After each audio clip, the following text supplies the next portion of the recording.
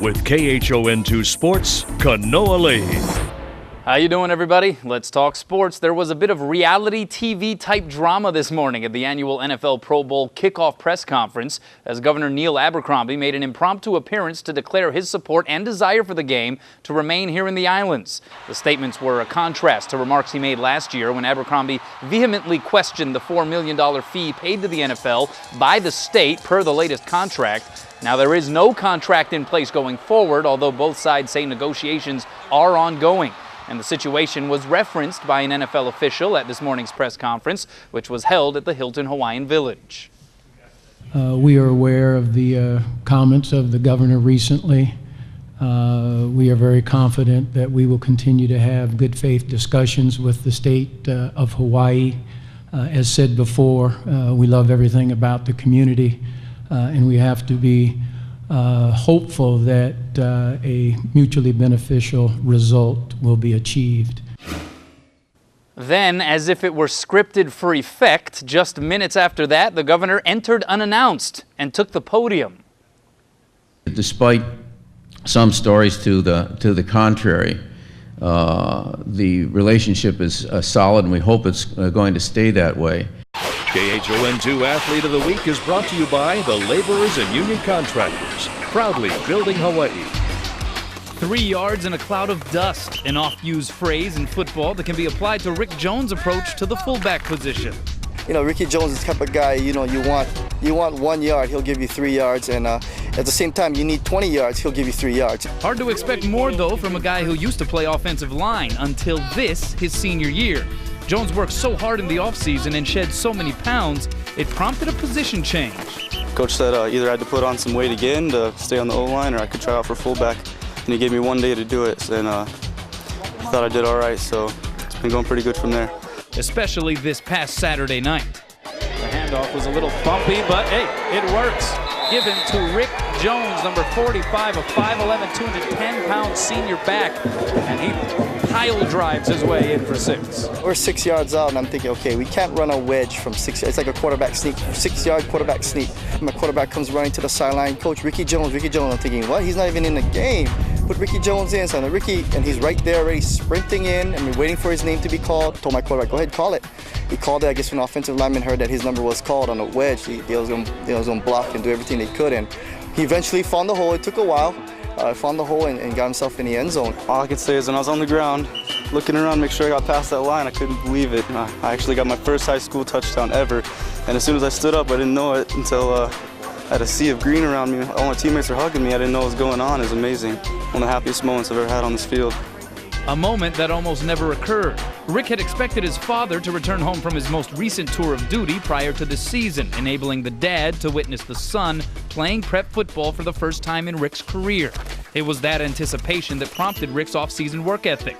But then came word that his dad's tour had been extended. Discouraged, Rick told his coach it was time to quit. I felt like I was needed more at home. It's been a long time with my dad gone and my sister's at college. I have 2 little brothers, so the coach told me to stick with it because he knew my dad would be proud of me, and it's paid off. Represents all the military families because everybody goes through the same thing, yeah?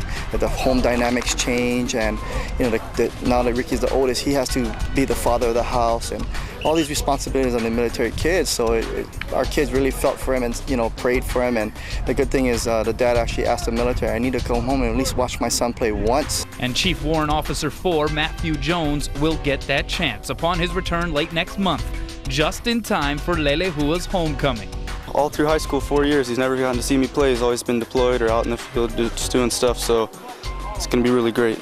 And of course, Dad's already heard the news about this season's most spotlighted touchdown. The next morning he called me up and he told me he was so proud of me, and it was great to see me online doing that, and made him really proud. Congratulations to Rick Jones, the KHON2 Athlete of the Week.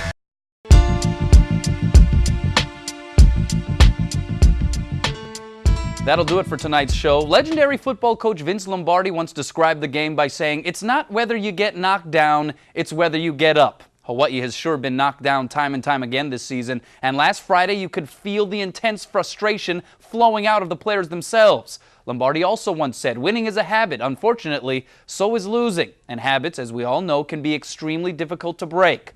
So here comes San Diego State, a team that was once in the WAC, was once a major rival for Hawaii, a team that would serve as an accomplice in the underhanded mass departure of schools to the Mountain West. Which brings us to a third quote from Mr. Lombardi, describing football as a game that requires the constant conjuring of animosity. And with the painful letdowns of a rebuilding year and the not-so-distant memories of a not-so-pleasant conference breakup, conjuring up animosity shouldn't be a problem. This Saturday, it's one last chance for the players, the seniors, the coaches, and even the fans to break the habit and get up one more time. We'll do it again next Sunday, same time, same place. For John Veneri, I'm Kanoa Leahey. Aloha.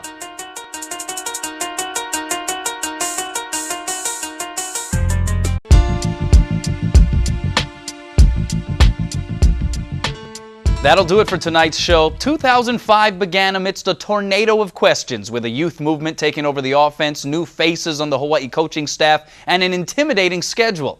5 wins and 7 losses later, that line of questioning has now given way to a new wave of wonder. How good can Colt Brennan and company be in years to come? Will Glanville hang around long enough to fully see the defensive adjustments through? And will the Warriors' winning spirit one day be reinforced? The focus now moves to recruiting and adding the necessary pieces to a puzzle that is only partially complete. What we are left with now are images of a season soaked in both struggle and possibility. And we await the next step forward with the hopes that the attack exhibited against San Diego State last night is destined to become the norm. Thanks to Coach Jones and the seniors. We'll do it one more time next Sunday. For John Veneri, I'm Kanoa Leahey. Aloha.